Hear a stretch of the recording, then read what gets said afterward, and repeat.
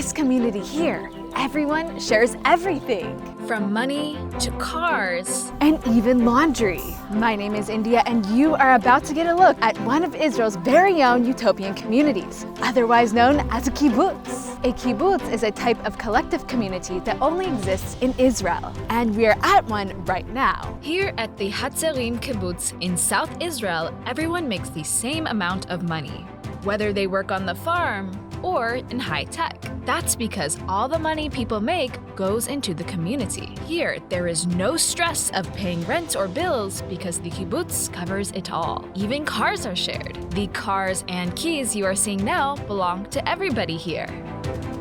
So yes, a kibbutz is a community based on the idea of socialism, where ownership of almost everything is shared. You see, kibbutz communities started to pop up around Israel before it officially became a country. Actually, they were incredibly important to the establishment of Israel. Today, there are still around 270 of these communities, but they're not all what they used to be. Why?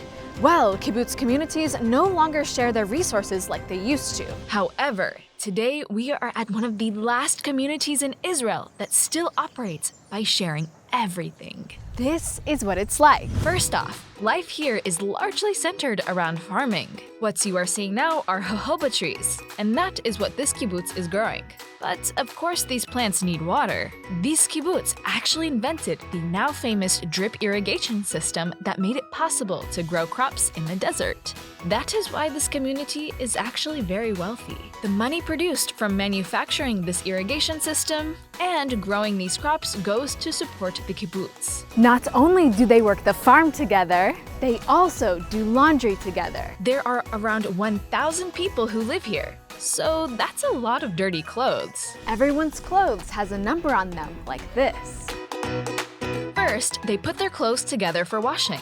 Then, once they are clean, they are sorted and returned to you based on your assigned number. And when you are hungry, you can just come to the kibbutz cafeteria, where they serve breakfast, lunch, and dinner every day. Now, I should add, if you want to join the community, it is not so easy. You have to go through a rigorous application process, or get married to someone in the kibbutz to live here. But it could all be worth it. Here, you don't have to worry about food, clothes, or rent.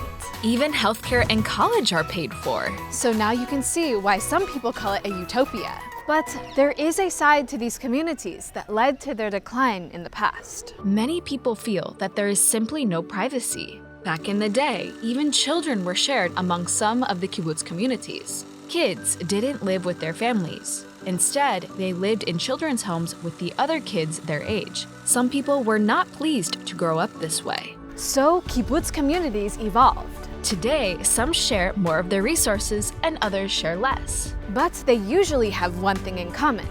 Community comes first. זו קהילה חמה שאנחנו תמיד מוקפים בחברים ואנשים סביבנו, הרבה ילדים ושמחה. This is life on a kibbutz. This is Inside Israel! Thanks for watching, and I'll see you next time.